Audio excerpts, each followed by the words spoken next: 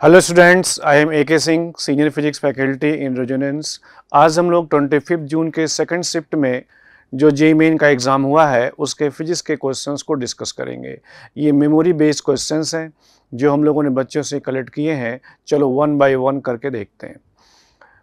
पहला क्वेश्चन लिखा हुआ है इसमें, metallic plate having thickness d/2 is placed between parallel plate capacitor of plate separation d।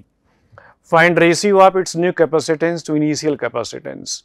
अब इसमें ये देखो कि जैसे ये कैपेसिटर है, इनका बीच का सेपरेशन d है, तो c की वैल्यू यहाँ पे होगा एप्सिलॉन नॉट a/d। ये पहले ये था। जब हमने इसके बीच एक मेटेलिक स्ट्रिप डाल दिया इसमें जिसकी थिकनेस d/2 है।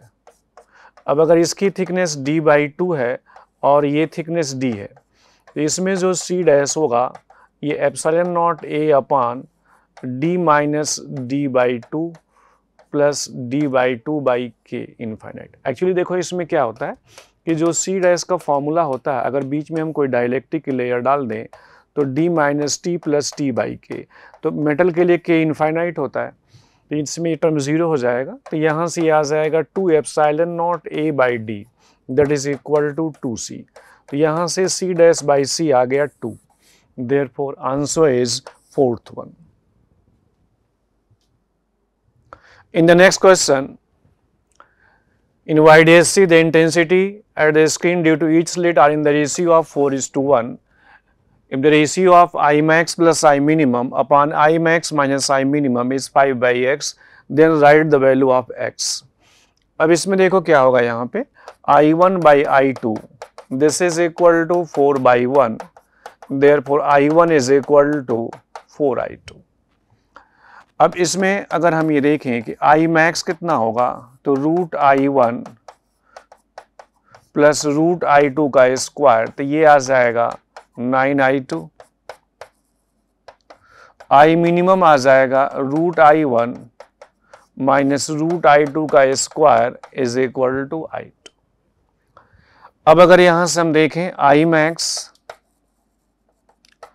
Plus I minimum upon I max minus I minimum कितना हुआ, तो 9I2 plus I2 upon 9I2 minus I2 is equal to 10/8 यानी कि 5/4। तो यहाँ से हमें 5/x निकालना है, therefore x is equal to 4।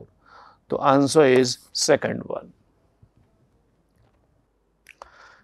In the next question, if potential difference between the terminal of the second battery is 0, then the value of R will be equal to। अब देखो जो सेकंड टर्मिनल है, मान लो इसके cross potential difference V2 है और इसमें current मान लो I जा रहा। अब यहाँ देखो सर्किट डायग्राम में हम I कैसे लिखेंगे, 2E अपान R1 plus R2 plus R। इसका जो नेट ईएमएफ होगा 2E के बराबर होगा, resistance R1 plus R2 plus R होगा। अब ये सेकंड वाली बैटरी है, इसका जो पोटेंशियल डिफरेंस होगा E माइनस आई R2, तो ये ज़ीरो हो गया। E माइनस 2E R2 अपान R1 plus R2 plus R। अब यहाँ से सॉल्व करेंगे तो R की वैल्यू आ जाएगा R1 minus R2। Therefore answer is second one. In the next question, if degree of freedom of an ideal gas is F, then the ratio of Cp upon Cv will be।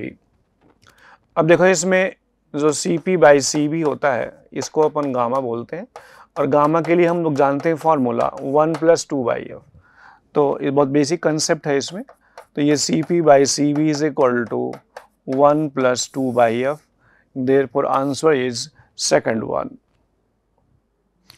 In the next question, the value of R depends on x and y given by R is equal to ax cube into y power 1/2 if delta x by x is equal to 0.02% and delta y by y is equal to 0.04%. Here a is constant.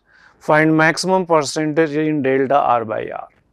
अब इसमें देखो जैसे R is equal to दिया है ax cube y power 1/2, तो यहाँ से अगर हमें परसेंटेज चेंज लिखना है तो अपन जानते हैं इसको इस टाइप से लिखते हैं, delta R/R into 100 is equal to 3 into delta x by x into 100 plus 1/2 delta y by y into 100। तो ये आपका हो गया 3 इंटू 0.02 प्लस 1/2 और ये हो जाएगा 0.04। तो ये हो जाएगा 0.06 प्लस 0.02। तो ये हो जाएगा 0.08%।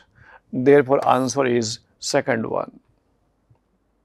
In the next question, for various nuclei, the graph of log R by R naught versus log A is plotted, where R radius of nucleus and A mass number of the nucleus. The slope of the graph will be. अब देखो इसमें R is equal to R naught A power 1/3. तो R by R naught is equal to A power 1/3 ln R upon R naught 1/3 ln A। जो nucleus की radius होता है ये इस फॉर्मूले से वेरी करता है।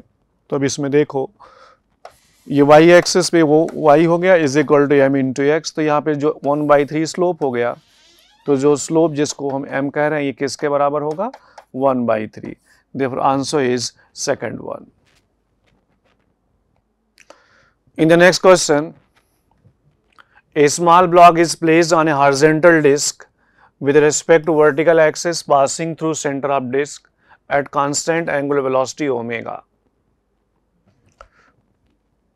Then find distance of block from center of disk if disk does not slip. देखो इसमें क्या दिया हुआ है ऐसे, जैसे मान लो ये ऐसे ओमेगा से घूम रहा है। अब यहाँ पे एक ब्लॉक ऐसे रखा हुआ है जो यहाँ से r डिस्टेंस पे, तो ये ब्लॉक भी ऐसे ओमेगा से घूम रहा। अब इस पे जो फ्रिक्शन फोर्स लगेगा वो क्या हो जाएगा म्यू एम जी, यही प्रोवाइड करेगा सेंट्रीपिटल फोर्स। अगर इससे ज़्यादा होगा म्यू एम जी, ये स्लाइड करने लगेगा। स्लाइड नहीं कर रहा है इसका मतलब मैक्सिमम वैल्यू या म्यू एम जी के बराबर होगा। तो ये r की वैल्यू आ जाएगा mu g by omega square. तो mu g by omega square. Therefore answer is fourth one.